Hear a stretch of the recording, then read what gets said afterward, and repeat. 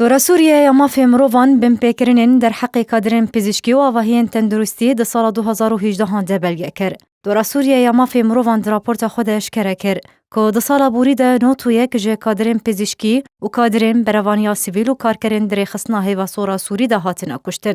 همان طوری دا دیار کرن که ده سال 2018 هنده 198 روشن بین پیکرینه لسر آواهین تندرستی ده هاتن انجام دان. کد انجام آوان بین پیکرنان ده 53 جکادرین پزشکی و 37 جکادرین بروانیا سیویل و کادرک جری خصنا هیوا سورا سوری بونه قربانی. همان راپورت دا خویا کرن که 53 کادرین پزشکی لسر دست هزین رژیم اسد و ملیسن بسر و 13 کادر جعالی هزین روسی و 2 پزشک لسر دست رخصتن اسلامی و 4 کادرین پزشکی جعالی هزین هفپیمانی آناف دولتی لدجی داعش هاتن کشتن. سرباری کشتنا 16 کادرین پزشکی اندین جعالی نناس و درباره انجام دانا بین پیکرنان لسر آواهین تندرستی تورا سوریه در راپورت خود دیار کرد که رژیم اسد و هفپیمان و 6 آواهی و 3 امبالانس و 37 ناوندین بروانیا سیویل و 5 ناوندین هیواسور آرمانج کرنه. اروها هیزن روسی جیجالی خواه 25 آواهین تندرستی و 14 اتومبیلین هوارچونه و 3 ناوندین بروانیا سیویل و 4 ناوندین هیواسور بین پیکرنه.